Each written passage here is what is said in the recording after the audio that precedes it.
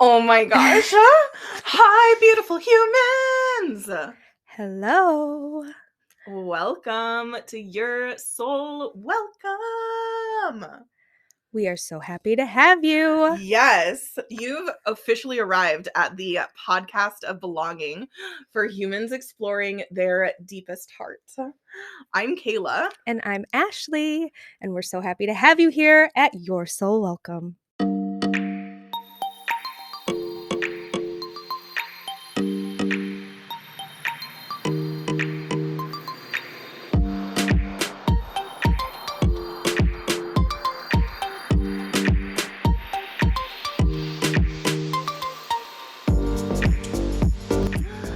Yes, because we so desire for this to feel like you've got two besties hanging out doing life with you. Right in your back pocket. Yes, exactly. So, hopefully, by us doing life out loud on this podcast, you have people to do life with. Yes. And we love tackling, well, not tackling, but like honorably bringing up big topics that really help a person to like explore themselves.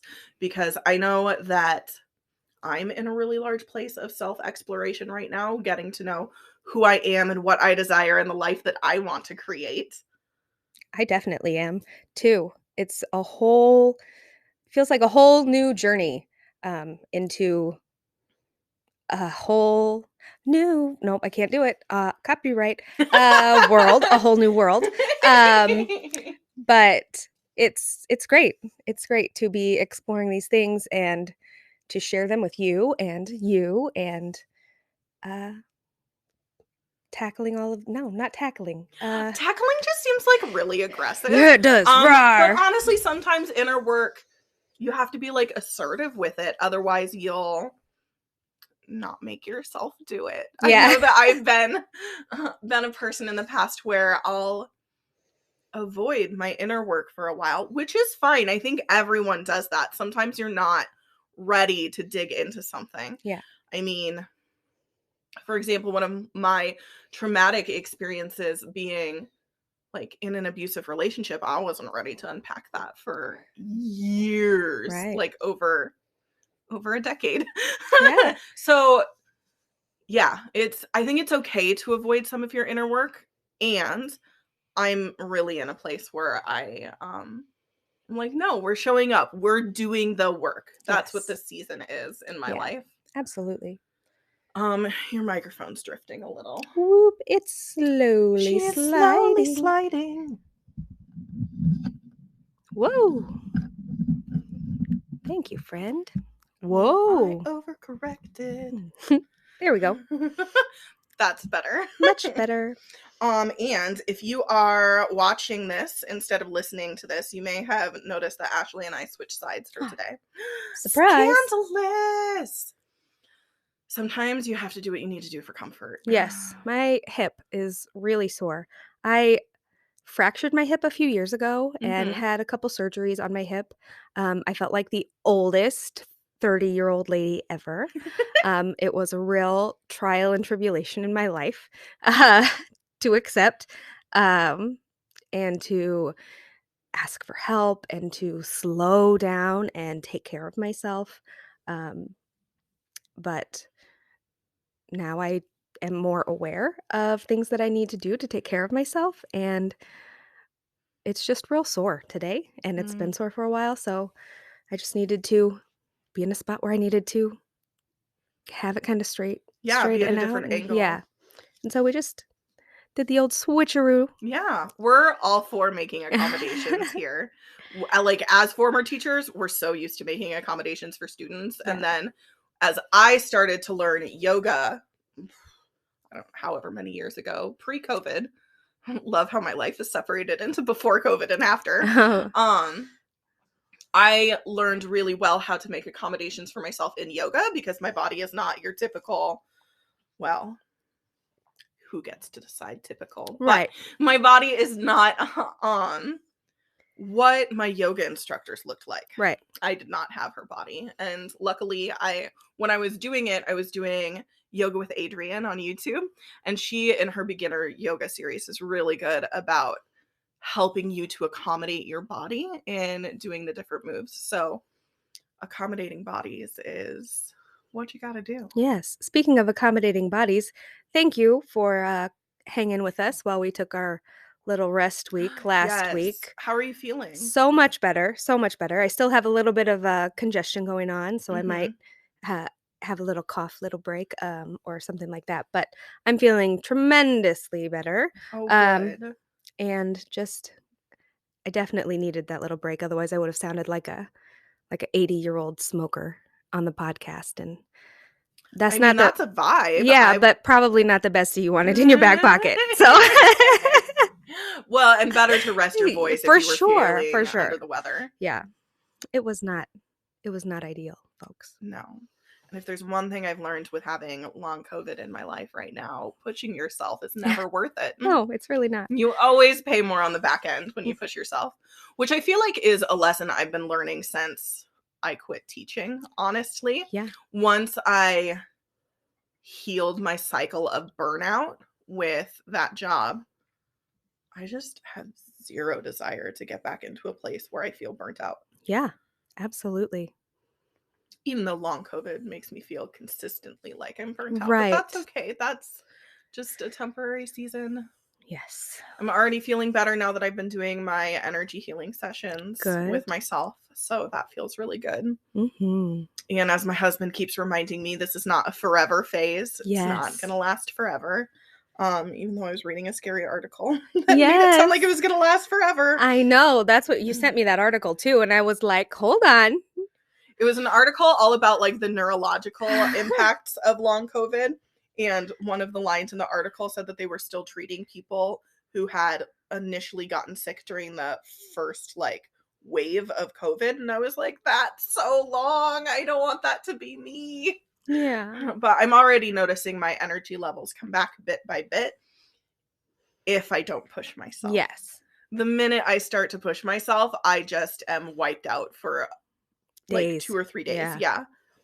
I feel very fortunate that I am in a position where I'm my own boss and my boss tells me to take all the time I need. That's right. And my husband is gainfully employed, so we're good there, even if my business isn't bringing in what I would like for it to be bringing in.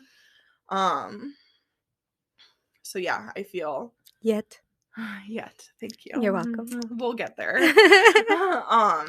Well, and we'll get back to where it even was. I feel like we're below baseline now at this point. We're not rebranding, but well, I am restructuring. There you go. That's the word. Moving more to courses. Yes. That people can do on their own time that don't need me and my in-person, in tandem energy, because long COVID has taught me that I can't build a business that relies solely on me and my energy, because when you get sick, your business is fucked. Absolutely. Like, so making a lot of switches, which even with long COVID is making it take longer, but I think in the long run, they'll all be really good changes. Yeah. For both myself and for my clients, right? Yeah. I think being able to access self-love in a way that's accessible whenever you desire is really important. I think it is too. Because not everyone has the time in their daily schedule to go to like some of the live classes that I was hosting. And yeah, being able to DIY your self-love, like with my guidance on video or on audio or in worksheets, can be really helpful. I gotta stop calling them worksheets like I'm a teacher. They're journaling practices is what they are. Okay. I'm trying to retrain my vocabulary there. I like it. Plus, journaling practices sounds way more fun than a worksheet anyway. I don't know. Outside of school, like, I feel like worksheets are fine. You know what I mean? Like, but I'm a nerd. So, like, if honestly, and we just talked about this at my gratitude art journaling. Oh, yeah. Group that meets on Mondays. we just talked about this, like, if I were to, like, win the lottery or something like that, what would I do for Mm. the rest of my life? I love that And I question. was What like, would you do? I would enroll in, like, art history classes and, like, random geology classes and just take random classes. I love that. So you would just I learn. would just learn so much random That sounds shit beautiful. that just interests me, like, just weird pockets of information that I like Mhm.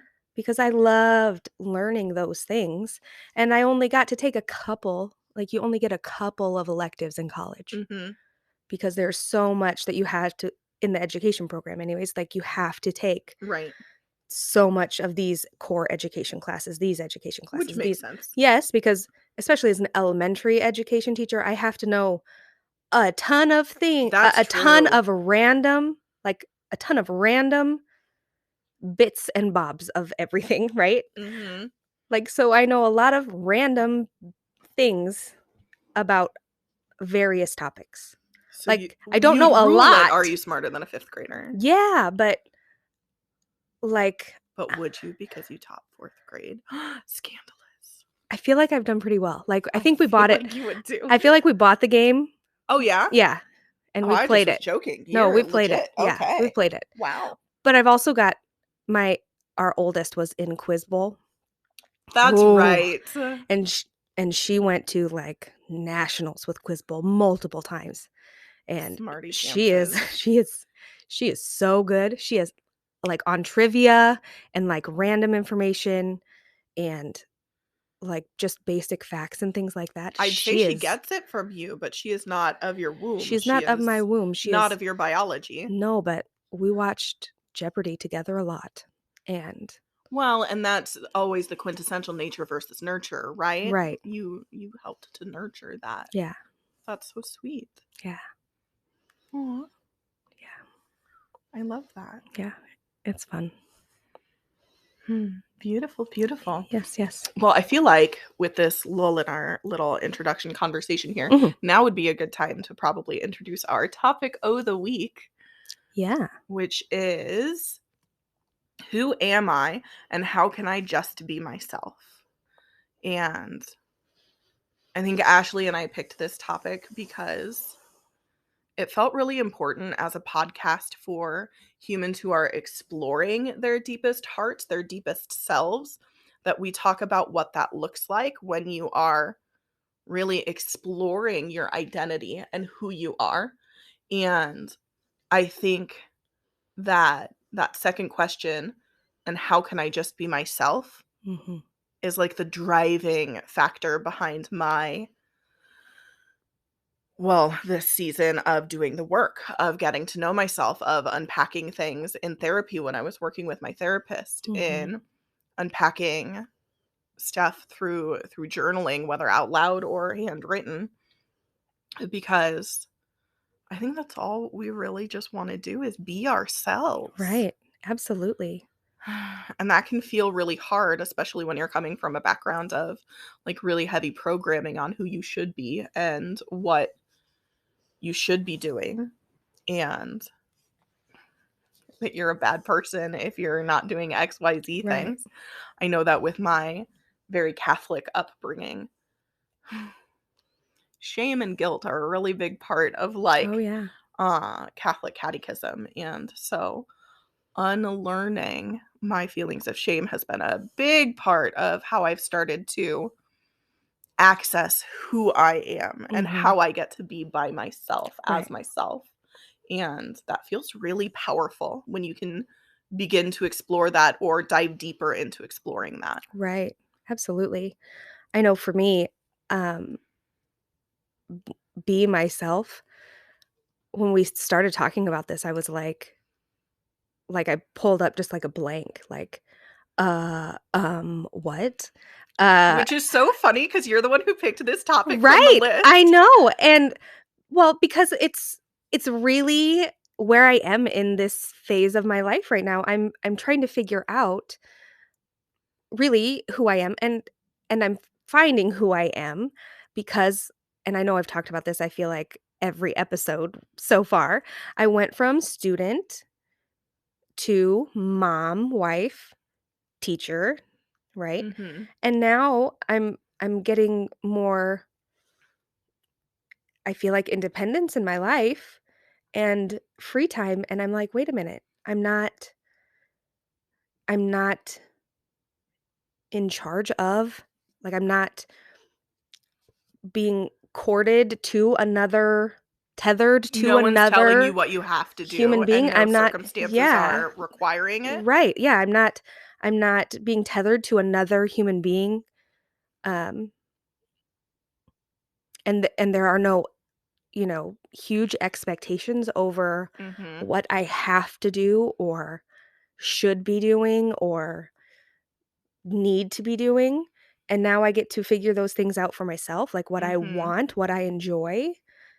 Which is kind of the beauty and the stress sometimes of being an entrepreneur, Yeah, because no one's telling you what to do. right.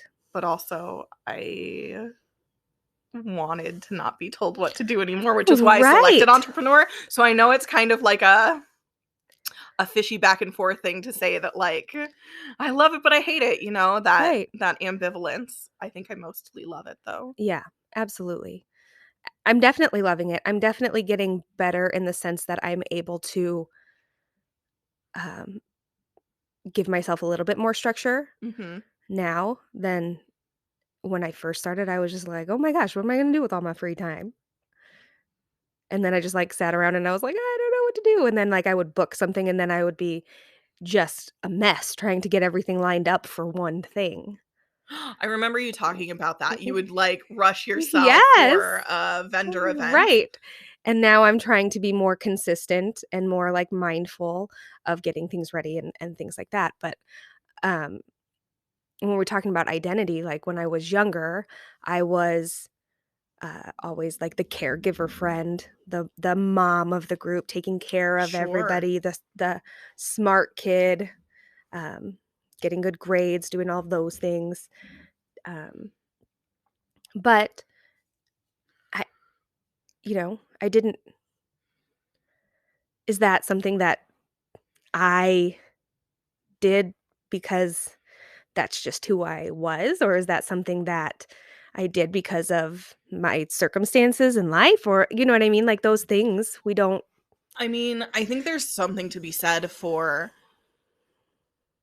letting being smart Mhm, be the safe choice that you learned to make when you were a child. I know that if I was smart, if I tried super hard, if I got really good grades, if I manufactured really beautiful art for my age, then I would be safe in how grown-ups perceived me. mhm, I would be praised for my good grades or for my art or for my writing, and to me, that always felt so much safer than doing anything, like, risky where I could fuck up, mhm. where I could, like, doing anything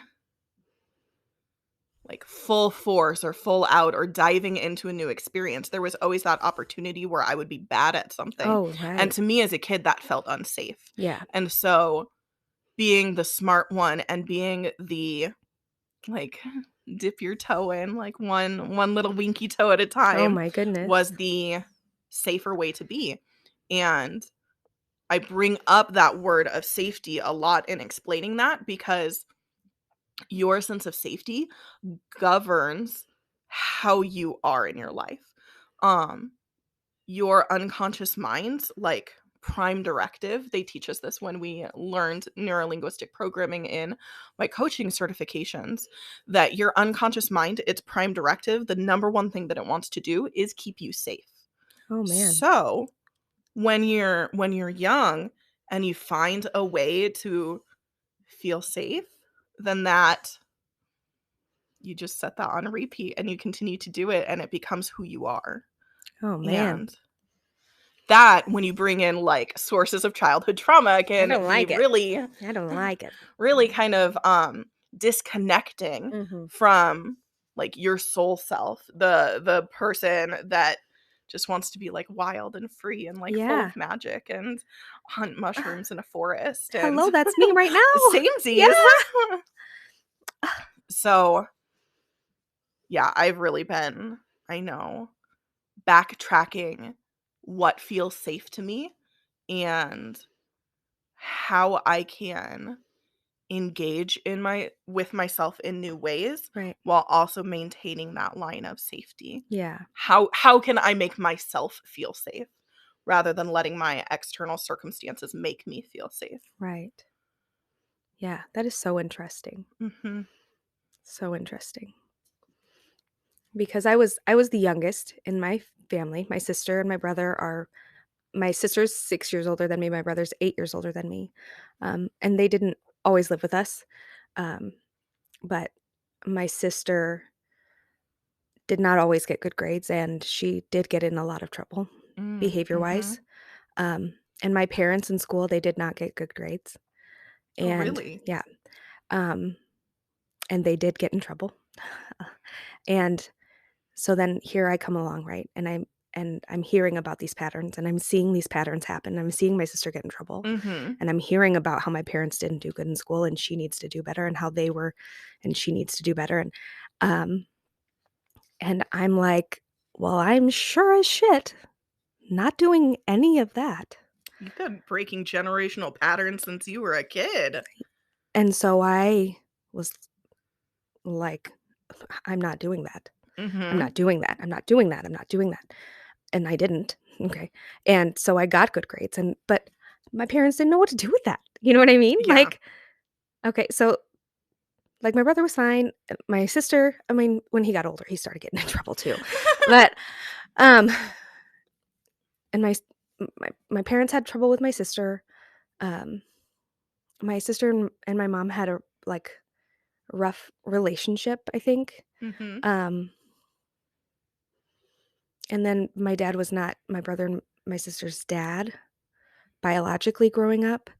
Um, and I think there was some issues there. Now there's not. Now that my dad is just like their dad, and like That's it is nice. so nice.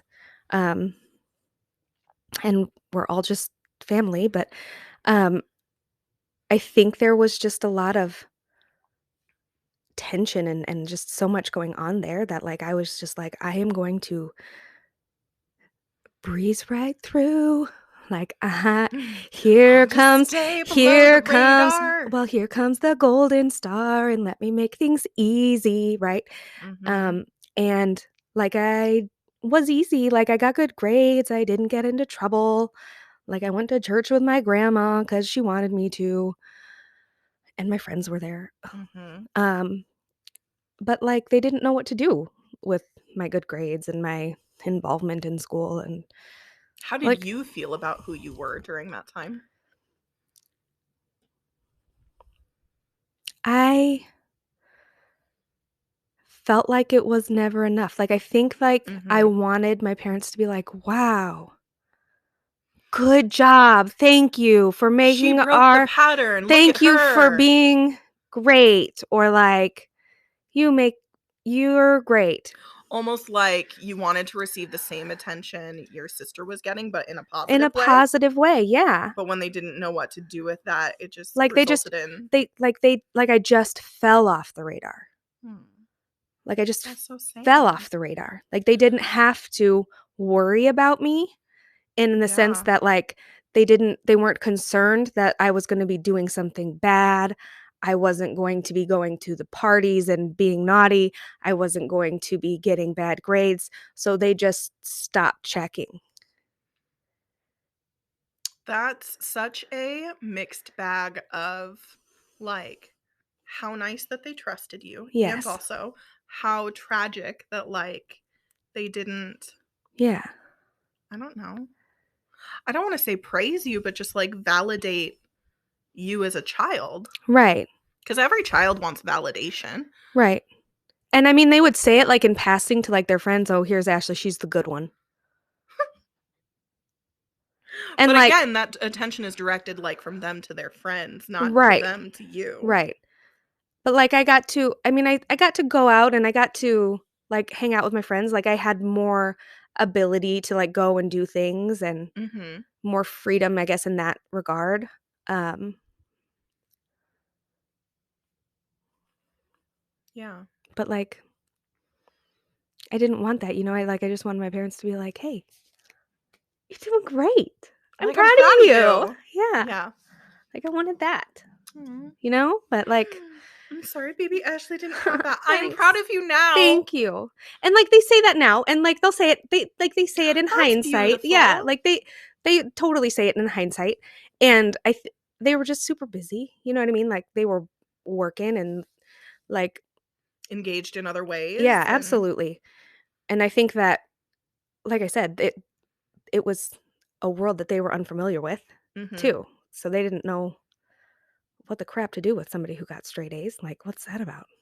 I get that. So, Yeah. it's just but I went from that, like and I put all that pressure on myself, right? Mhm. Because like, if I got a B, I was devastated. My parents Sure. didn't care, and they were like, "Why are you so upset?"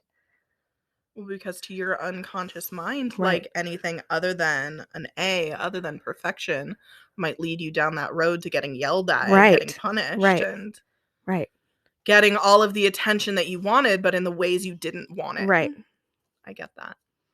That feels hard. Yeah. It was just and I was putting it on myself, and I just so I make it a real point now, um, Lily sometimes struggles Mhm. with certain classes, sometimes things are harder for her in school, Sure.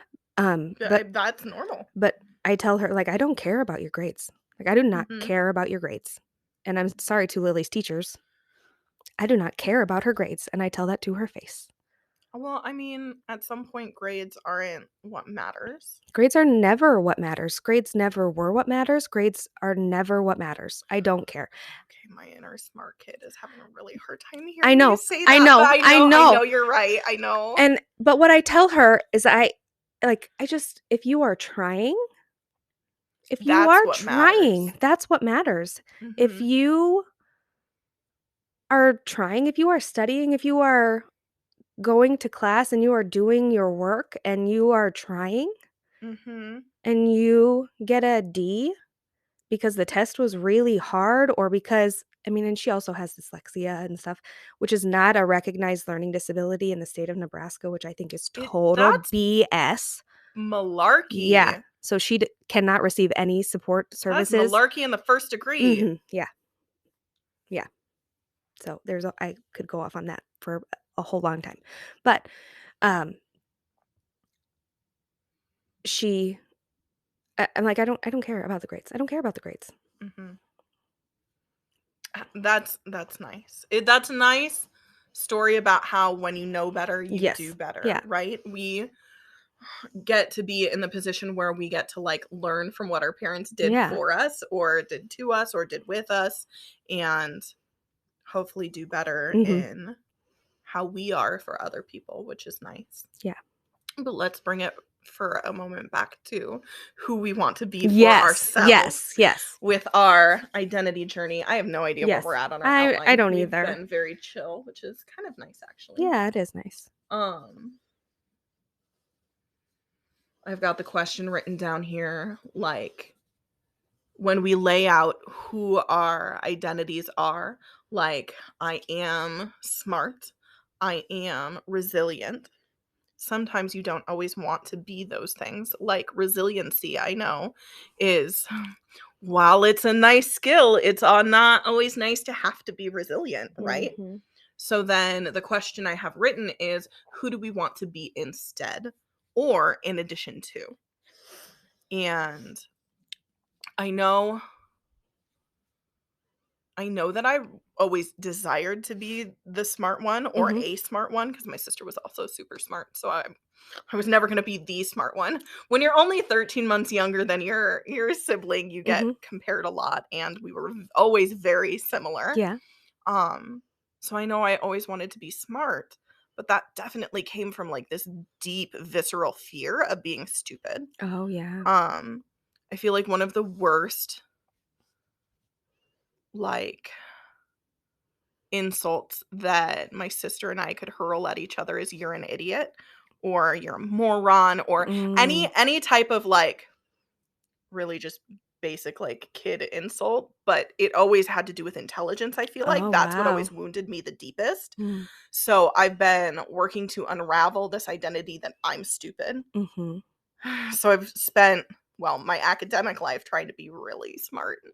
And I think that's why math was so devastating to Oh, me yeah. back in the day, because I was not, I'm not going to say not smart at math, but I was not fast at math. I Yeah, don't have same. a fast processing train in my head for math specifically. And like that really my whole life cemented the "I'm dumb" identity in my head. Mm. And I want to point out here, as I'm saying these identities and as we go deeper into this topic, that when you hear your mind say the words "I am" or "I'm," that is one of the most powerful ways in which you can speak to yourself. And so when you are speaking to yourself in such this powerful way, using these words "I am," and you're saying "I'm stupid," "I'm an idiot," "I'm dumb," you are speaking to yourself in the most powerful way, followed by the most disempowering words, you know? And I think that's why when we talked last week about compassionate self-talk and Right. learning to keep an eye on your thoughts, Mm-hmm. that is one of the biggest ways that you can start to redefine who you are. And when you hear those thoughts like "I'm stupid," or you hear yourself saying in your head "you're an idiot, why are you doing XYZ Right. thing," saying, "Okay, I hear what I'm saying, and I am smart." Yeah. Like, and just taking the time for every time you have that negative thought to fill in a positive thought for yourself in that "I am" sequence or in that "I am" a pattern can be so valuable when you start to think about who do you want to be instead, or who do you want to be in addition to. That's why affirmations are so powerful, even though I think they have kind of a lame reputation. A little cheesy. A little cheese. But, I mean, get into it. I'm sorry, I used the word lame, and I know that's not PC. Sorry. A cheesy reputation. But affirmations are one of the most powerful things that you can do for yourself from a neurolinguistic programming standpoint, from Yeah. a speaking the language that your brain speaks. Yeah. That's also why mirror work is so important when you're exploring who you want to be instead or in addition to. One of the biggest ways that you can impact your self-perception of your own identity is to be in the mirror with yourself. There is like psychology that goes into the fact that when you see yourself in the mirror, you are consistently reminding yourself who you are.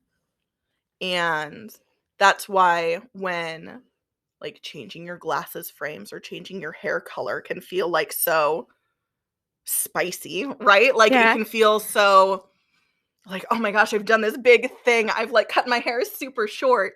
That's why it can feel so Empowering. empowering, because you are changing what you see in the mirror. You are changing how you physically, visually see yourself.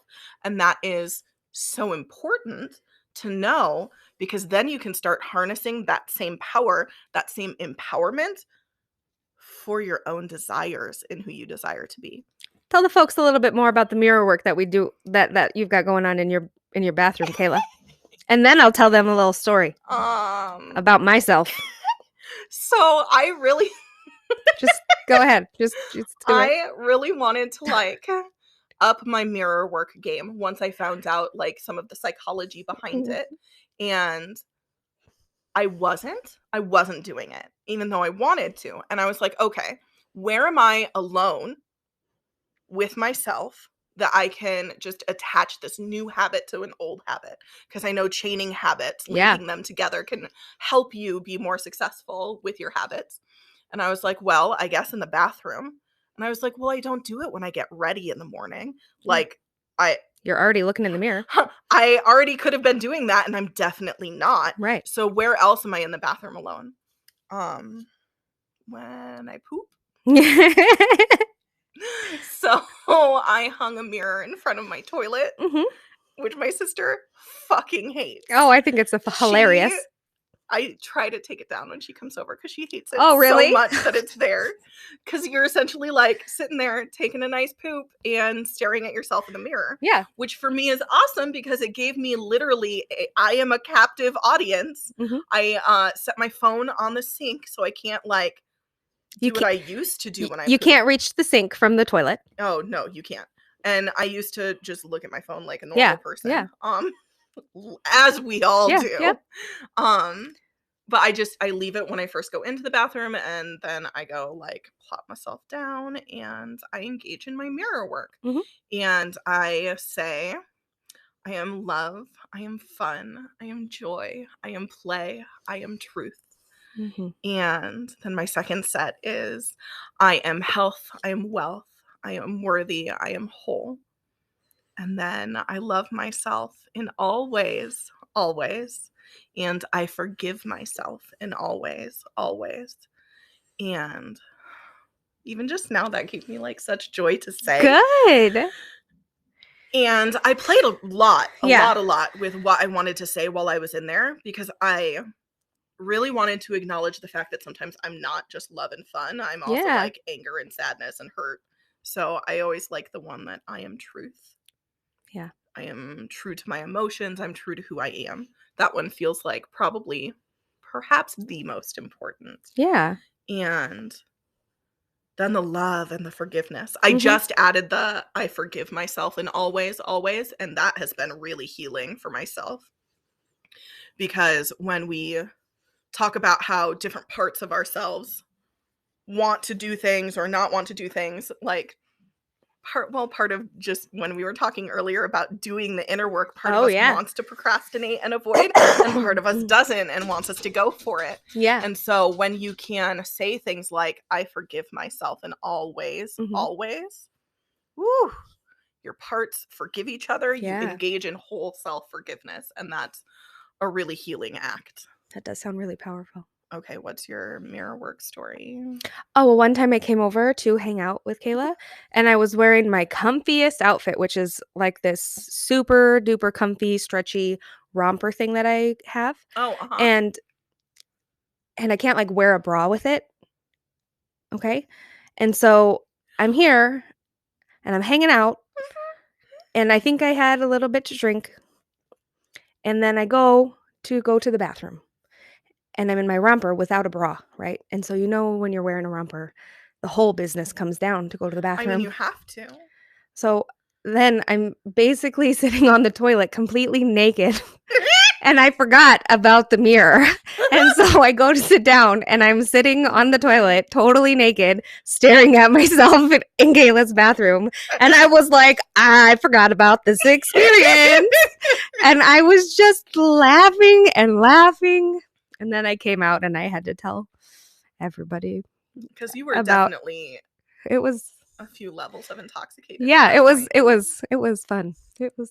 I was amused by it. Yeah.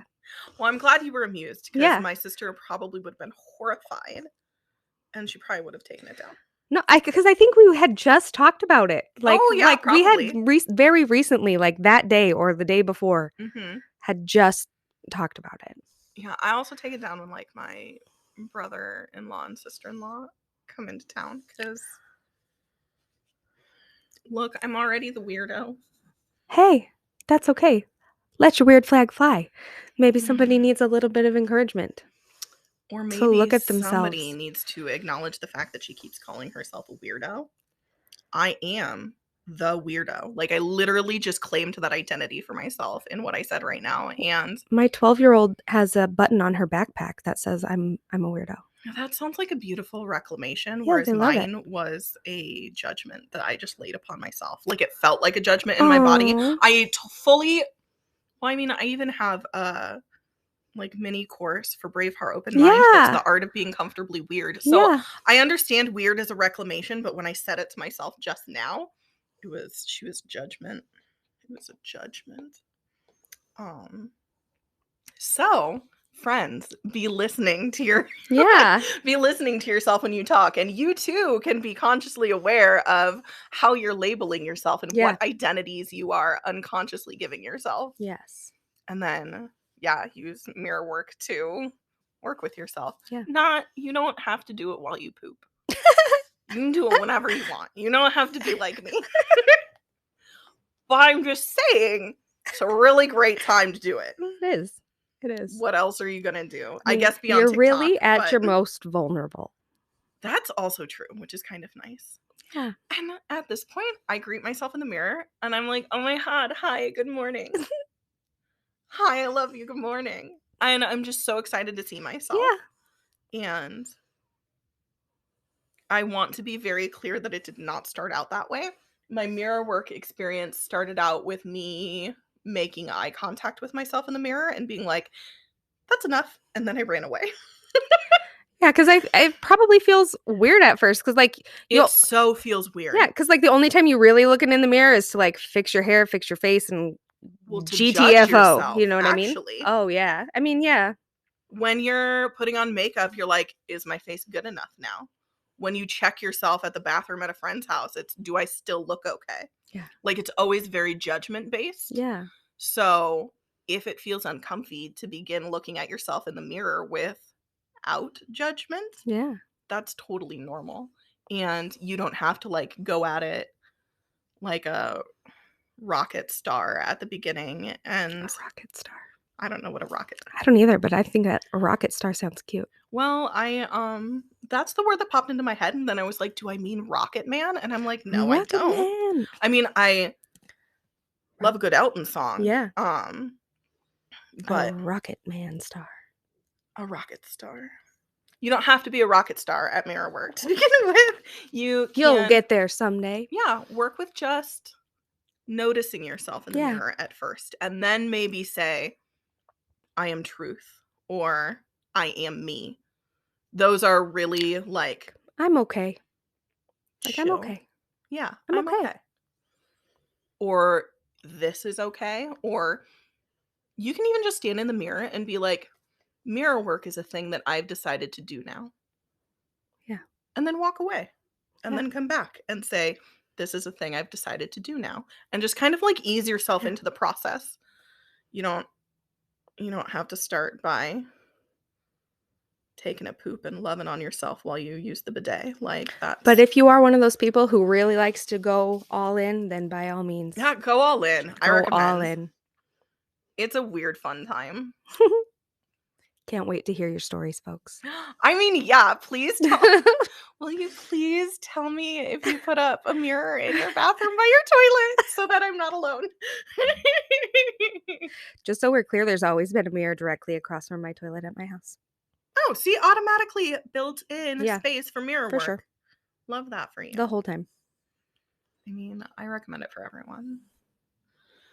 Okay, let's get back to this whole outline situation.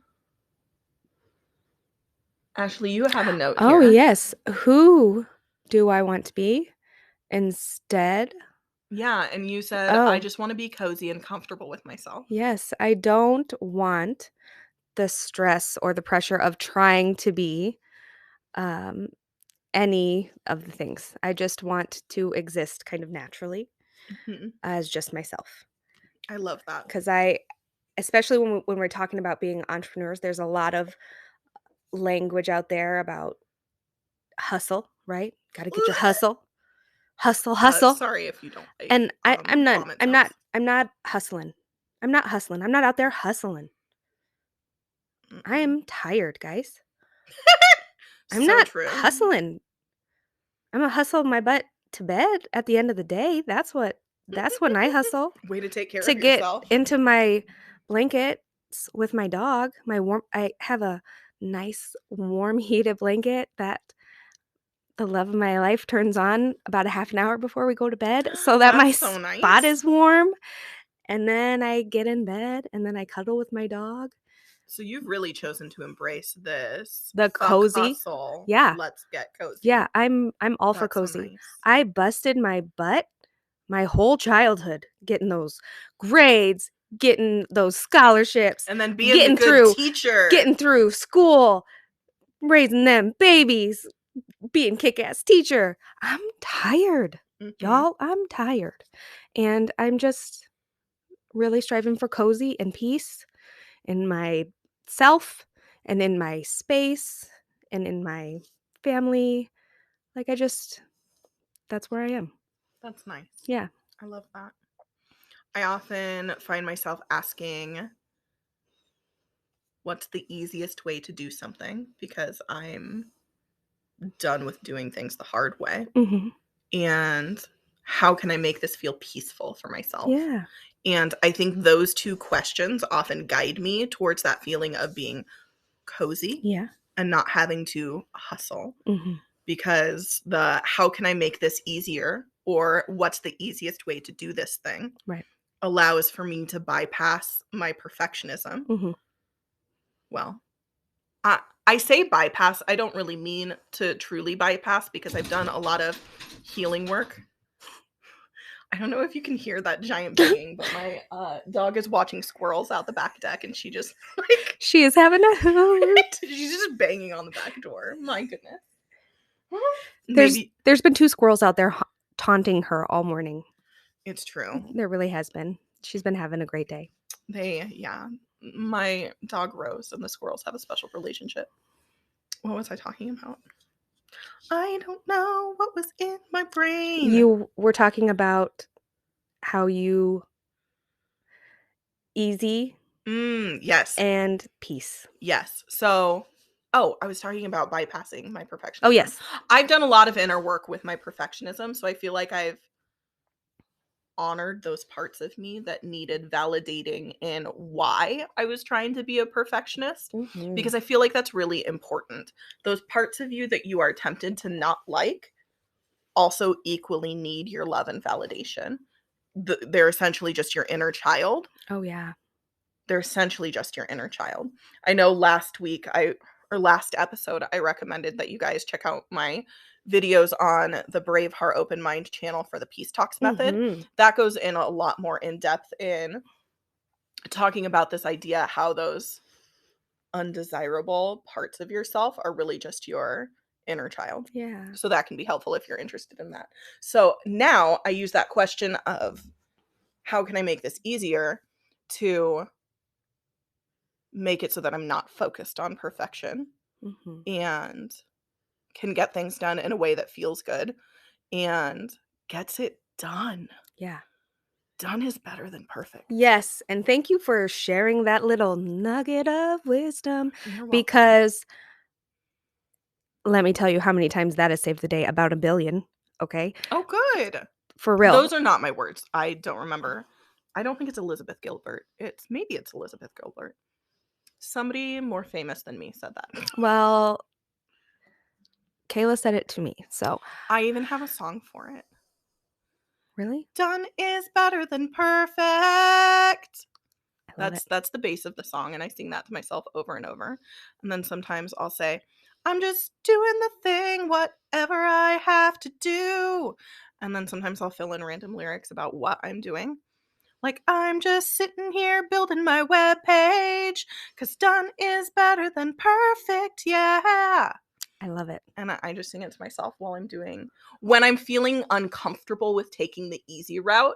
I sing that song to myself and it gets Yes. me through doing the thing to just get it done and to be on Yes. the other side of it. So I'm I glad love it's that. coming in handy for you. Absolutely. Like, that helped me a tremendous amount, like, when I was building my webpage. Like, Yeah, seriously, love because that. I was like, I need to have my gallery, I need to have stuff to put in the shop, I Mhm. need to do all of these things, and really all I wanted to do was get the subscription service thing up and going. And Totally. and the rest is still under construction, Mhm. and that's okay. Like, It and is that's okay. okay. It's so okay. All I wanted was the subscription thing up and running, and it is, and it's wonderful, and the website looks great, and the rest Because of it done will. is better than perfect. Yes. It doesn't matter when you're doing the thing, because done is better than perfect. Woo! I could sing that for fucking hours, you I guys. love it. Because I have. I would not still be a entrepreneurial business owner person if I did not sing that to myself all the time. I think we need to release an album. So, okay, so I've thought about that actually, of releasing an album of just like um little mantra songs like that. Yeah. Like just they only need to be like 60 seconds because Yes. they're kind of earworms when I make them up, right? Like they're really simple. Yes. One of my other favorite ones is "Oh, I am who I am, who I am, who I'll be. And I'll always be coming more of me." That's a good I love that one. That's a That good one's one. I'm glad that that came up because That that was one's good. that's what I sing to myself when I'm like really in the identity work and I feel like I might get lost in like doing the work. Yes, that's perfect. That's perfect for this episode too. It is. So I'm glad that came up. But I would love to do like a little baby album of just like little mantra songs like that. I got somebody who can help us with that. Heyo. Well, and now that I bought the membership to DJ Taz Rashid's music library, I can use his music for stuff, which is so nice. Also, if you don't know DJ Taz Rashid, I fully recommend him. If He you- is great. Yeah, he's great. Our little bebop of an intro. Is by DJ Taz Rashid. Yes, and it's a bop. It's totally a bop. The whole song is a bop. Do I sometimes pull up our videos and just play the intro? Sometimes. It's a bop.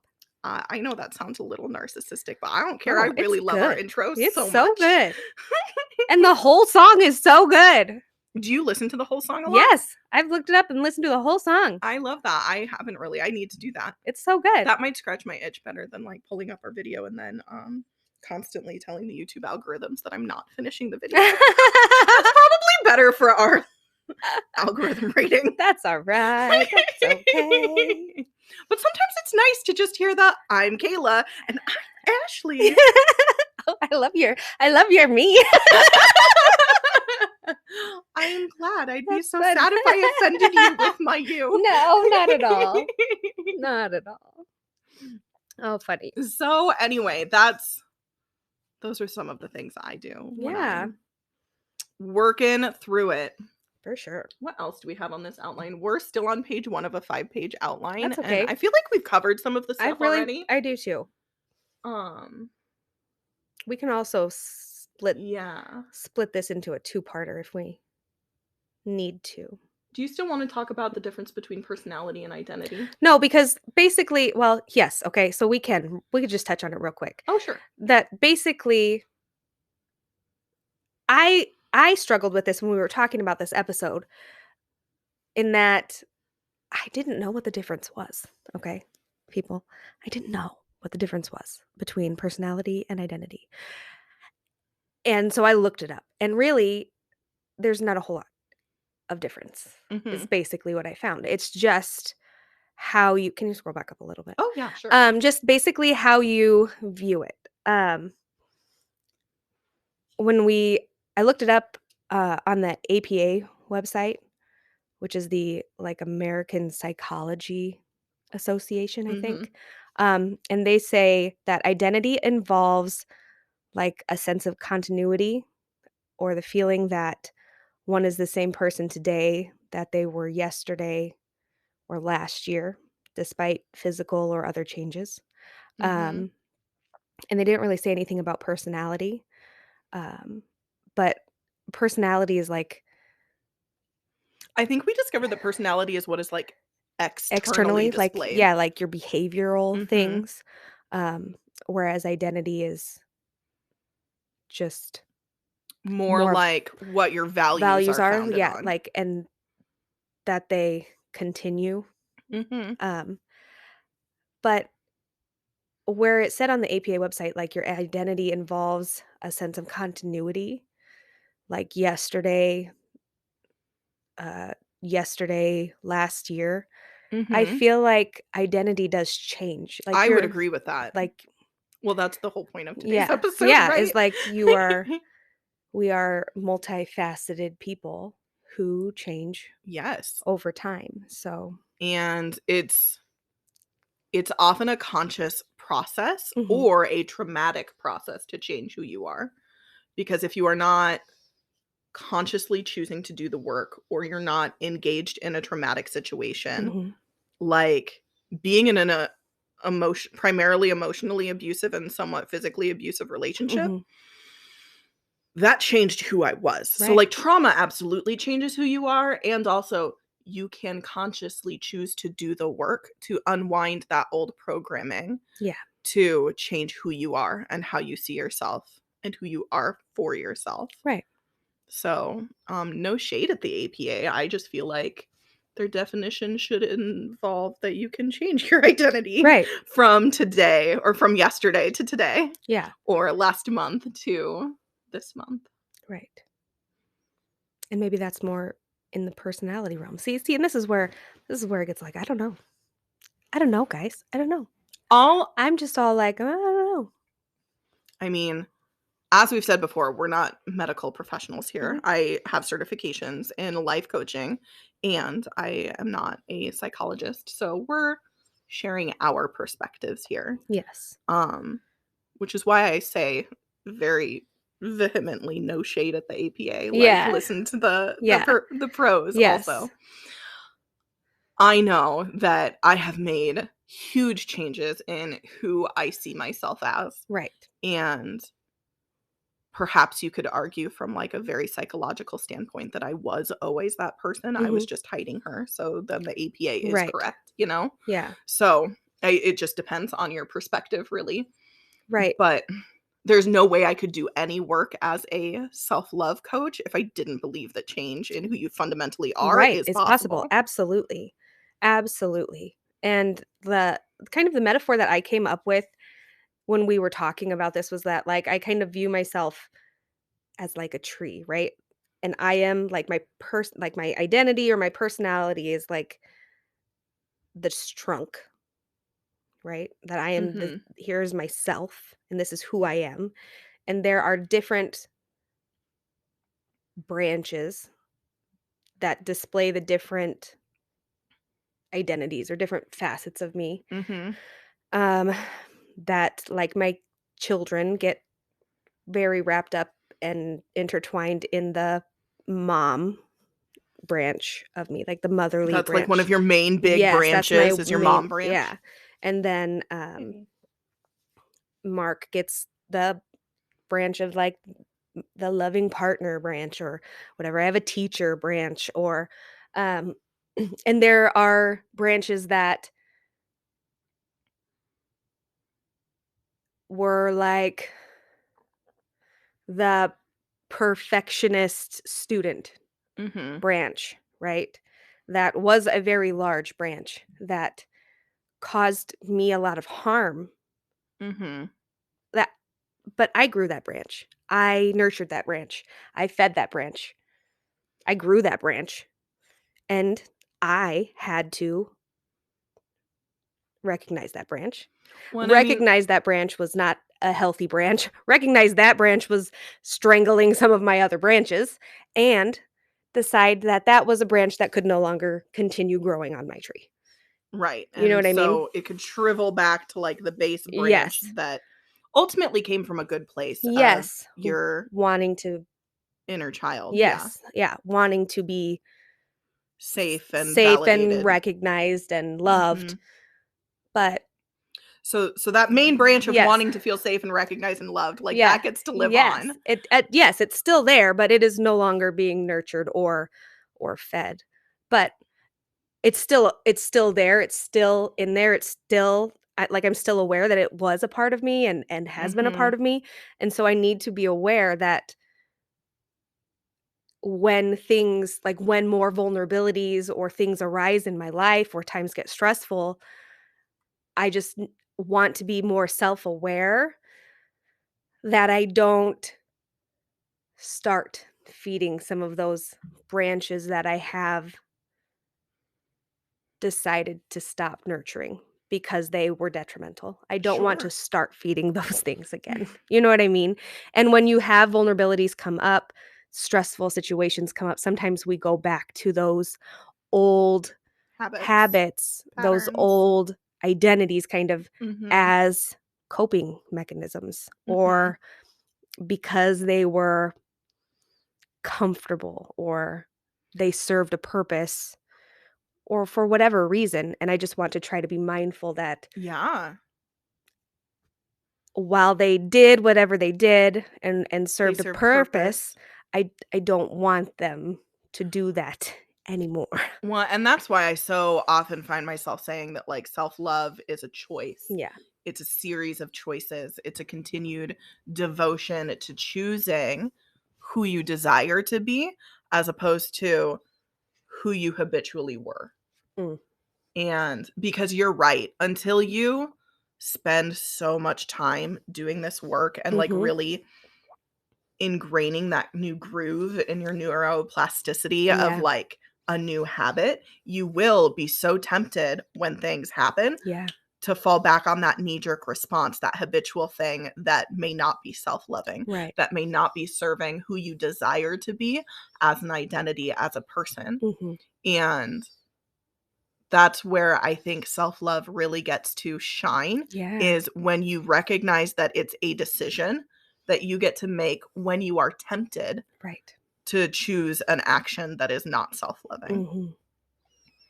And I think that's really beautiful Yeah. because it means that self-love is available Mhm. in whatever capacity you have to choose it. So it often results in you choosing it in little ways at first Yes. because that's all that you have the capacity to have control over, Mhm. because those old patterns can be really strong, Yeah. and those temptations to behave in Right. that old pattern can be really very tempting, Mhm. right? Yeah. Like, they really are singing that siren song of, Mhm. "Come and be the person you were. Right. Rely on your old habits." Right. It's comfortable back here. And what's so interesting is that, like, your unconscious mind is literally designed to support old habits Yeah. because it takes less effort and less Mhm. energy for your unconscious mind to support something old that it knows how to do Right. than something new that it has Mhm. to learn how to do. Oh, and that hit of serotonin and dopamine when you fall back into that pattern will feel real good, but Mhm. it's not sustainable, and it's not.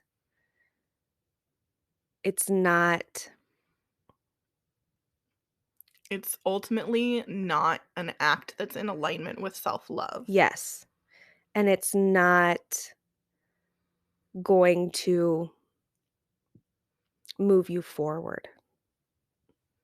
True. So true. And when I think about, so I do this thing sometimes where I forget what I was going to say, Okay. and then I start a sentence hoping that it'll come back to me right away. If I just do a long sentence starter, then it will jump back into my brain, which works a lot Yeah. actually. So a little public speaking tip, but it did not work just now. I Oh, don't okay. remember what I was going to say. I started the sentence and I was like, nope, next monkey bar is not there. Okay. Swing and a miss. um it had something to do with old patterns, but that's okay. We can move on to the next thing. If it's not in my brain, maybe the universe didn't want me to Yeah, say it maybe yet. not. Um So, Ashley, you think of yourself in that tree metaphor. I really Yeah. think about myself in terms of my multiple selves of, like, I have my mental human self, Mhm. I have my soul self, and then I have my body self. So Mhm. I really subscribe a lot to that, like, mind, body, spirit alignment. Mhm. Um so that's how I often find myself thinking about it. Because my human self is always going to be the one who wants to keep me small because that's who's running those unconscious patterns. Okay. That's my basic human psychology.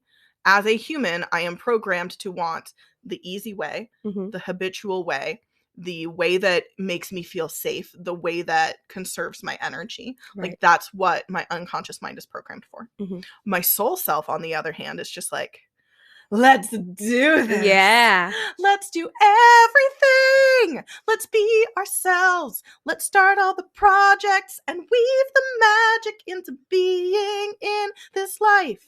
Yeah. And sometimes they don't always agree clearly. So it's oftentimes me engaging in negotiations between my human self and my soul self. Okay. Knowing that my soul ultimately does want me to support my human self, Mm-hmm. because otherwise I would not have agreed to be a human on this planet. Right. I believe that my soul made a choice to come here and be in this life Right. as who I am. So I know that my soul self supports my human self. And I know that my human self supports my soul self, because without a soul, I am just a meat suit. So I know they want to be at peace. Mm-hmm. I know they want to be working together. Like, at my base, who I am is in alignment with those things. And then the past probably 2 years, I've been really trying to weave my body into that relationship also, so that I am thinking about, what does my body need? What does she need? How can I be of use to her? How can I support who she is and who she desires to be? Right. Which is me making a lot of like health decisions in this upcoming year, which has turned out great. I was so excited when I was talking with my nurse practitioner about how my cholesterol improved this year.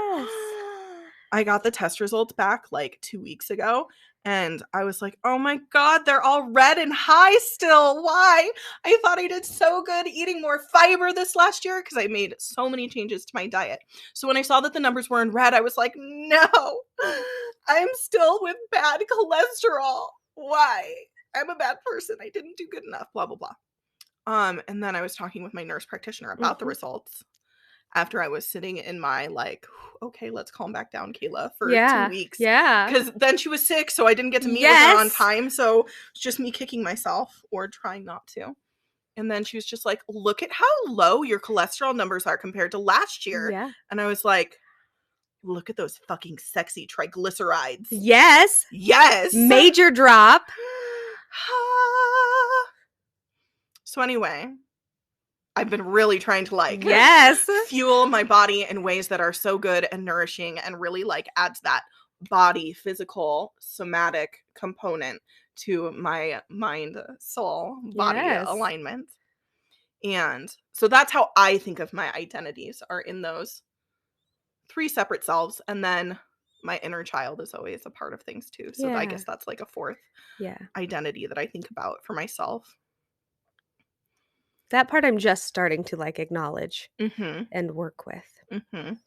Because like in therapy, with like after doing EMDR and things like that, there are a lot of pieces there that touched on that. And like with my therapist, we don't do like a lot of necessarily like inner child work, but there are definitely some things there that totally.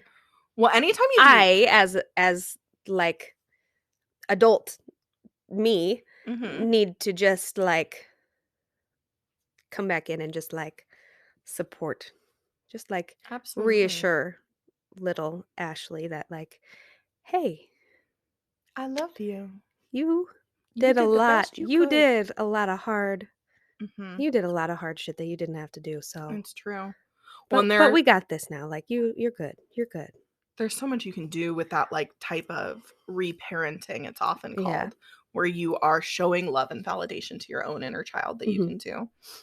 There's some really beautiful like timeline meditations that I lead people through that help them like speak with their inner child and do some of that deep healing. Anytime you do the peace talks method that I've mentioned like 9,000 times now, I'm clearly obsessed, because it's like the best way I found to like heal my shit.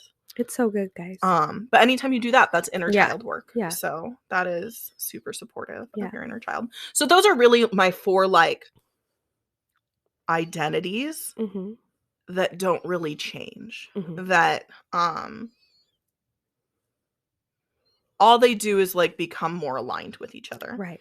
All they do is like hug each other a little bit harder, right? Mhm. They work together.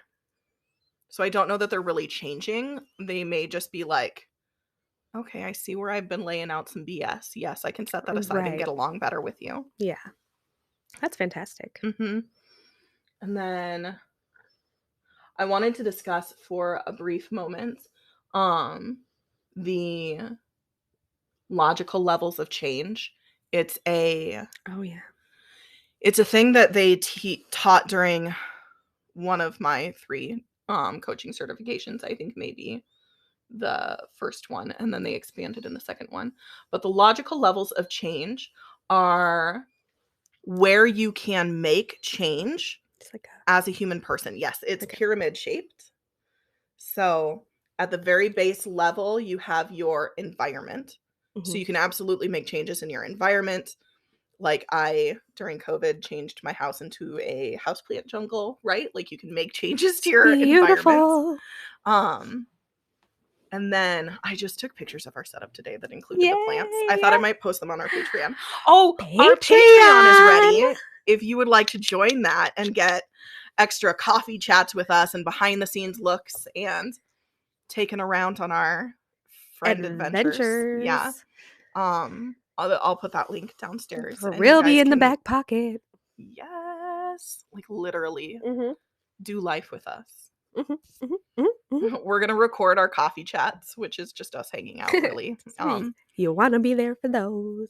I mean, totally, because we come up with so many ideas for the We do. podcast. And you're going to hear, we should put this on the podcast about 75,000 times. I know, and then I have to open my notes and put it in as a bullet point. So if you want to be in on our Patreon, support what we are doing here with Yes. Your Soul Welcome, support other people getting this vital friendship and community, then you can do that in our Patreon. We just have one tier right now for $5. We might maybe. Yeah. I don't. We're hitting the easy button. Right. Done is better than perfect. Whoop, whoop. Our Patreon is ready to go now because done is better than perfect. Join today. So anyway, the logical levels of change. Oh my gosh. Rose. She gonna get that squirrel. She's so gonna get that squirrel. She's not because the door's closed. And she also can't she's get not it. fast enough. She's so cute. Literally will never catch the squirrel. I love her. She thinks she's such a fierce huntress. Yeah. And she is. She's so fierce. She just sucks. She's just so bad at it. Not she sucks. Her hunting sucks. Okay. She doesn't suck. No, she does She does not suck. That is not what I meant. She's beautiful. She is beautiful. Oh, well, I really wanted her to be able to jump up here with us, but with our mic stands, it's That kind and of she's and the never table. interested She does when we're not doing care. this. Probably because of the squirrels. Yeah. Anyways, They're way we more got fun. distracted. Logical levels of change. Environment.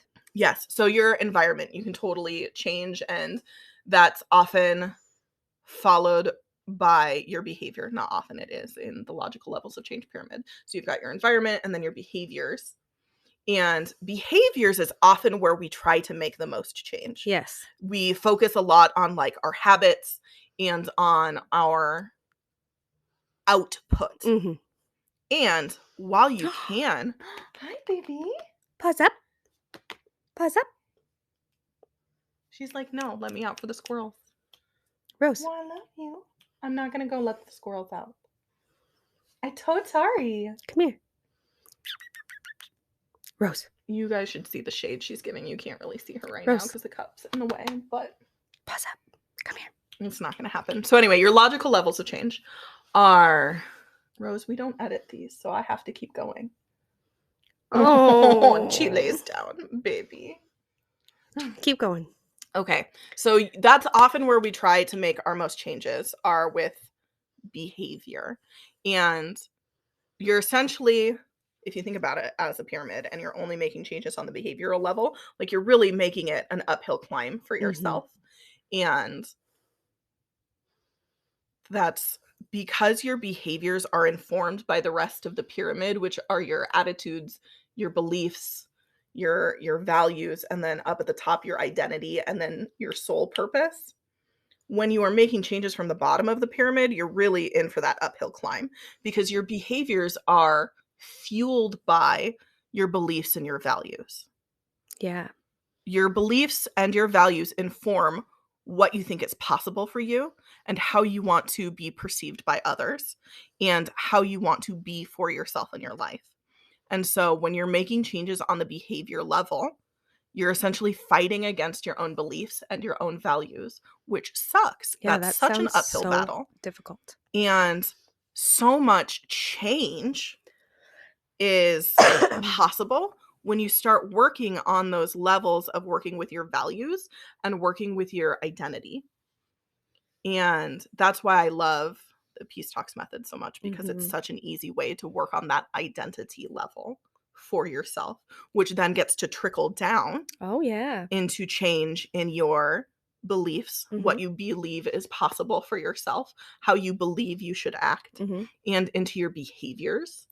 So whether or not you keep your house tidy or you do XYZ thing or you're a treadmill person or a runner, like when you change on the value and identity level, those things get to change easily, which is wild because I don't know what inner work I did to myself Mhm. specifically to make me a clean and tidy person in my house. But all of a sudden, one day, it seemed easy to clean my table at night, like this table right here. And so that's where I started because I Mhm. was a super cluttery person. Like, I wasn't a hoarder, um, but I definitely took after, like, my grandma and just keeping things around and having things everywhere. Like, even Is you that a guys teacher thing? I think that's also a teacher thing. what's really funny is that my classroom and my desk was so neat. Same. Same, but we also save things. Like, teachers just save That's things. true. I still have, like, files on my thumb drive that I'm never gonna use again because I'm never gonna teach again, but I Yeah. still own them. Yeah. Um, so I'm not sure what I did, but I was always working with the Peace Talks method and with myself and I on an identity level, doing that mirror work, doing a variety of the other techniques that I know as a self-love coach. And all of a sudden, it was easy to keep this table clean. And then it was easy to keep my dining table clean. And then it was easy to vacuum regularly. Mhm. I'm still working on making the kitchen feel easy. It's a work in progress. But when you start working with yourself on those bigger, higher, more core Mhm. levels, the bigger you get to see behavioral changes in your Yeah. life, which is wild. Those things that suddenly felt so hard and so grueling become easy. Yeah. It's easy for me to keep this table clean. It's easy for me to keep my dining table clean, Mhm. which is fucking wild. If my sister ever listens to this, she can confirm that I have never been a tidy human. Um, but now I am, and that's really exciting. Well, I really hope I can get there someday. I know that you can. Like, I've You've seen my house. I've seen your house and I've seen so many clients make changes. I've seen me make so many changes. Like they say in the coaching world, be your own best testimonial. Mhm. I am my own best testimonial. Like I know it's possible Yeah. because I've done it for me. Right. And I don't know what you'll need to heal, but Right. I know that it's possible for you Right. to do it. I need to heal the fact that there are, like, 5 other people in my house that don't give a hoot about leaving their mess. That is also helpful that I am not a mom. I know that that can definitely make an impact on I your just energy I levels just get real and frustrated, and that's this what my meltdown was kind of over the weekend. I was very lovingly banished from my house. banished. Yeah, very lovingly banished and told to go have a me day. That's so nice It that they really did was. that. It was, and I really did need it, but, um, it just gets to the point sometimes where I'm like, "Does anybody else in this house use their vision?" I mean, I know we all have glasses. Do we need to go get them checked? Like, as everybody can see out of your lenses, do I need to clean them for you? Because I'll do that, but we are all living here and we can all see. That things need help. Like, that there are piles of, like, little dog fur fluffs Mhm. around the hardwood floor. You know how, like, it just gathers? Clumps together, little Yeah. dog hair, Dog hair dust bunnies. clumps. Yeah. Like, the hamper in the bathroom overflowing with clothes. Somebody can carry that into the laundry room. Mhm.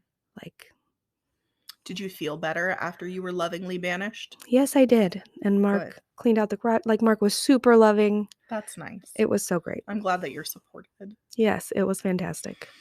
Having support can feel so helpful during these times, especially when Mhm. you're trying to do inner work or be Mhm. better for yourself. Yeah.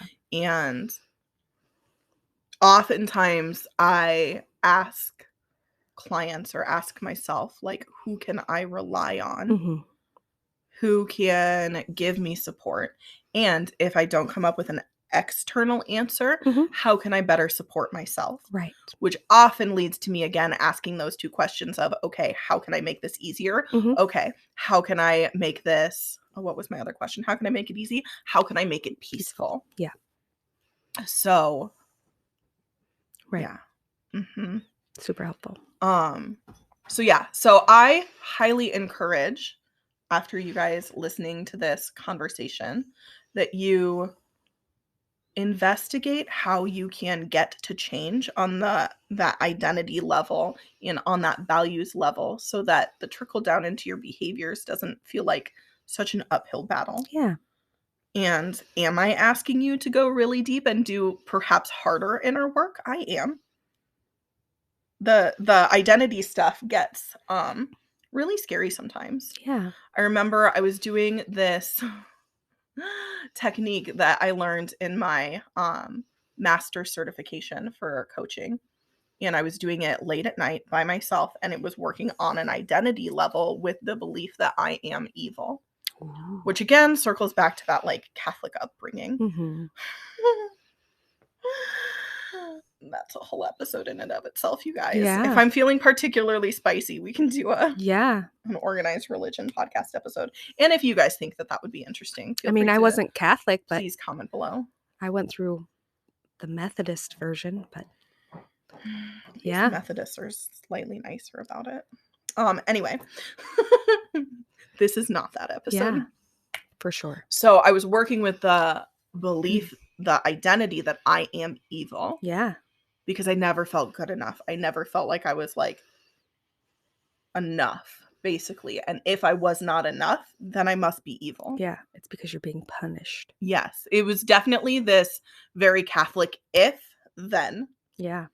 If I am not good enough, then I am evil, then I am bad. Yeah. And I was sitting there doing this technique for myself, which I won't name the technique because it requires a lot of training and I don't want people to just go out and like, Do it. yeah. All willy-nilly like. It's really fucking intense, you guys. I Okay. definitely recommend working with a coach or with a therapist or someone with it. And I just remember sitting in the dark late at night, meeting this identity inside me in this like mental envisioning process, and I was terrified of that identity that I was holding so hard to, Mhm. because it was what I was taught to believe about myself. Oh, man. And I was crying, I was Oh, afraid, I was wow. like shaking. I definitely had this really intense like physical response Mhm. to working on an identity level with Wow. myself with this identity. Mhm. So working on an identity level is the spicy inner work. Yikes. Yeah. It's the inner work that you want to make sure that you are in a place where you can support yourself Mhm. and where you have a plan in place. To maybe like invite your sister over after you do some intense practice, or make sure that you have a friend that you can go on a coffee date with, Mhm. or you've got a plan to take your dog for a walk in a really beautiful place to reconnect to the light in the world, to reconnect to what is good and beautiful. Mhm. Because sometimes when you're doing that, it's often called shadow work with Yeah. yourself. Yep. It feels dark. Yeah. I know, when I was, um, doing some of the harder work in therapy, like with EMDR and stuff, Mhm. or when we were doing, like, process work, sometimes we would have like, my therapist would have, like, us work on, like, a safety plan before we would go through, like, Oh, those that's long, beautiful. like, stretches of time. Because like, process group in DBT is almost like kind of an exposure kind of therapy, kind of where you're in a group with people Oh, and you that are feels scary. really working through some really hard stuff, and it can get very intense, and it's gotten very intense. Mhm. And afterwards, like, if emotions are really high and you're having a hard time regulating your emotions afterwards, what are some things that you can do to regulate your emotions before, you know, Before and before after. before going back home, or before, Gotcha. sorry, if but, like, one of my things was, like, wandering around Target, because Is like, a it safety. was, yeah, Okay. like, um because, sometimes it's too hot in the summer or too cold in the Mhm. winter, and so, like, Target was just, like, right over by where her office was, so I would just, like, pop into Target because our thing didn't get over until, like, 9 o'clock at night, and there wasn't a Mhm. lot open, so I would just, like, wander around Target, or, like, call and talk to somebody on the phone, or, Mhm. um, I had, like, a I like to doodle and color. It's the And there was one that I found a really intricate at, like, Barnes& and Noble one time, a really intricate, like, dot to dot. Like, Oh, the uh-huh. numbers went up to, like, 5 or 600. Holy shit. Like, it was super intricate, and I don't think I Damn. ever actually finished one, but I got, I would start at 1 and I'd get up into, like, the 200s and something. Like, Mhm. and it would take so much, like, focus Mhm. that, like, and it would be really fun for a while Mhm. and really engaging that, like, it would take enough focus for me to, like, let my body kind of regulate some of the, like, The exis panic. yeah, some of that existential, like, Ah! that I Who was am I? What am I doing? Who yeah, am I becoming? all of that stuff that had built up in my body Yes. had time to, like, kind of regulate out. Yep. Um, and so all of that is really important. So you Mhm. definitely, if you're going to go in and do some kind of heavy work, having some sort of safety plan, or Yes, absolutely.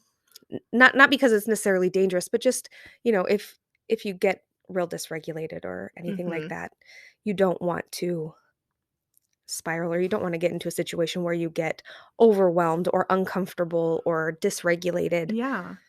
Just have a plan for helping yourself be kind to yourself, Mhm. to ensure that you have something that feels safe. And if you don't have a friend or a 500 part Yeah. connect the dot, like maybe for you, it looks like getting your coziest blanket and wrapping it around you as you Mhm. do your inner work. Yeah. Maybe it's lighting candles and like setting out some salts so that you can run yourself a bath Oh, right yeah. afterwards. It can look however you need it to look Mhm. for yourself. And I know that I can recommend one breathwork practice that Mhm. works so well for me, which is probably the one I used the most often in the past before I learned some like more kundalini yoga techniques. Mhm. Um because it was the easiest to remember that if you can make your exhales longer than your inhales, Yeah. your body has to relax. It activates your parasympathetic nervous system. Mhm. And again, we're not experts here. I can't give you specific advice. I can just tell you what works for me, and it really does. It knocks me right out of my sympathetic nervous system into my parasympathetic nervous system. Yeah. And it's so simple to remember. Just Mhm. make your exhales longer than your inhales for whatever your breath count happens to be. Because if you're in a super dysregulated state, Yeah. like I'm not going to tell you to breathe in for a count of 10 because you might not have access Right. to that lung capacity at Yeah. that time. So breathe in for 3 seconds and exhale for 4. Like Yeah. whatever you have access Right. to. And that can help. And I'm glad that we mentioned this at the end because I don't Yes. know that it was on our outline, but it's Yeah. super important to keep in mind that this work often isn't for the faint of heart, and it's good to have a plan for yourself to Right. feel safe. Yeah. Mhm. Mhm. Very important stuff. Yes, yes, yes. I feel like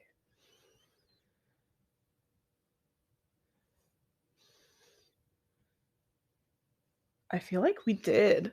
Yeah, I think we talked about all of our main points, even if we yeah. didn't use the specific Yeah, bullet I points we think said we were so. going to use. Very naturally. Yes. So, you guys, I think that's all. I think Like, I think that's basically it. yeah. Oh, we did say at the end that helping yourself check in with, um, what's important to me about holding on to this thought, belief, or identity can be helpful in helping you target why you've been holding on to it this whole time, which can be really important in helping you understand Right. yourself. So, what is important to me about this old pattern that I'm trying to break? Right. And then, or perhaps asking what is the meaning of this thought, belief, or identity. Those can both be really helpful in helping you to understand yourself as you are trying to like break out of one identity Mhm. and add to it or replace it with some other way of thinking about Right. yourself. And then also consistently asking yourself, um, finding the middle ground between like your logical side and your emotional side. Yes. That can be really important in helping you discuss your identity and think about yourself, because the parts of you that don't make logical sense are often the parts of you calling the shots because it makes sense from an emotional perspective, from an inner child perspective. Mhm. Did you have more to say about that? Well, like I said, I've done a lot of DBT, so I come with a lot of DBT words, or that's where a lot of my regulating and my thoughts come from. And so I am a very emotionally driven person. I'm a Mhm. highly sensitive, highly emotional Samesies. person. Um, Mark, my partner, is a very logical person. Okay. So the biggest thing, well, not the biggest thing, but one of the very big things in DBT is finding your wise mind, which is Your the wise wise mind? mind. Yes. Wise, okay. So the middle between your emotional mind and your logic mind, finding your wise mind, and that's somewhere in the middle. So you're taking, it's the dialect, both sides. So you're Mhm. looking at things from both sides and you're finding the middle. And So you could do this by asking yourself, like, how do I see this identity logically, and how do I see it right, emotionally? yes. Okay. That's Yeah. beautiful. So really kind of like kind of like in what you're talking with like peace talks methods, why is it here? What purpose is it serving? Mhm. Right? And like, do I want that to continue happening? Mhm. Is there another way that I can fulfill this need that I feel Mhm. like Yes. I Is there another have? way, or what is another way to Yes. fulfill this need, this insight I've now gained about Right. why this identity is here for me? Right. Without all of this stuff that makes me feel, Mhm. dysregulated or Yeah, yeah, yeah. unsure or whatnot. Okay. Yeah. Beautiful. I love that. I feel like yeah, I feel like we're Gucci on this topic. Yay. I feel like we could totally keep talking. We might wrap some of this up into a different episode because I know that we've got a couple more things to talk about, but I know it's also Yeah. getting a little bit long. So if you want more about this topic, please leave us a comment or shoot us an email. Yeah. You can contact us at yoursoulwelcome@gmail.com. Mhm. We are open to receive any questions that you have or any stories that you would like for us to share with the larger community. If Yeah. you've got a story about how you've fundamentally like changed your identity or achieved a new level of self-love or done something really beautiful for yourself, please share that story with us and we can share Yeah. it either anonymously or you can give us your name. Please send your pronouns or send us a fake name and Oh, we yeah. will, yeah, share with our community because we can only grow with the tools that we have, right? And Right. so if your story can help someone else, then we would love to help you share it Right. with people, whether anonymously or you want your name on it for the whole world to hear about. Yes. So that's yoursoulwelcome@gmail.com. So the title of the podcast. Yes. And also Patreon. Oh, yes. Please join us on Patreon if you can and if you would like to. We're trying to have just like a little community there so we can Yeah. all kind of chime in and Ask questions and get questions answered by us or other community members is our sweetest hope, our Yes. sweetest dream for building this together with you guys. Yes, we're going to be posting pictures. We'll post a picture of Rose Sweet Rose. so you can see sweet Rose. Yes. She's totally chill now, but she was looking for the squirrels. So true. So we'll definitely get her up there. She heard us saying her name and she let out the biggest sigh. Like, I know you're Yeah. talking about me, but why aren't you playing with me? Yes. True facts, Rose. Yes. True facts. So if you could hit us up over there, we'd love to have you. Yes, you'll be able to give us feedback about what you want episodes on. Like I said, we're going to do audio recorded coffee chats there where you can chill with us, even more ride along adventures. And then, behind the scenes posts, like meeting Sweet Rose. Yes, absolutely. Okay. Where can they find that? Oh, it'll be down in the description or the show notes, depending on if you're watching this on YouTube or listening on a podcast platform. Okay. It'll be down in the little description downstairs, as they say. Yeah, love it. So, you guys, I love you. Thank you for being here with us today. We could not do this without you. Well, I guess we sort of could, but it wouldn't be as much fun. Yeah. 'Cause it feels really gratifying to know that we are doing life with you. Yeah. So I love you so much, and I don't know why this turned into a whole song. But it did, and here we are. You and me together. You and us together. I love it. Okay, that's probably good enough. I love you. Bye!